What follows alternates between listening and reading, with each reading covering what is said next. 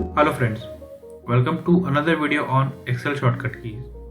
Today we shall see a shortcut key to save the time. Okay, we have this date 12/06/2024. Okay, starting from 12 June 2024 till end 26 June 2024. Here for 12 June there is a day of Wednesday.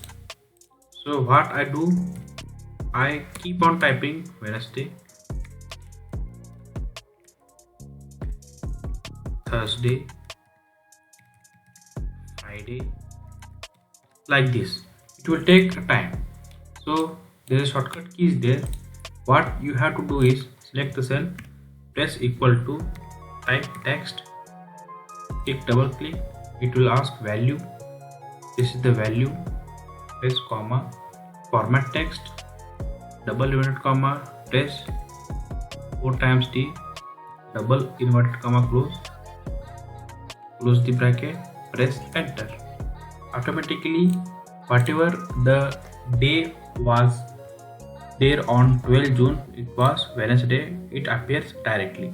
So now you have to drag it to the 26 June 2024. Like this it will automatically come, which saves your time. Thank you.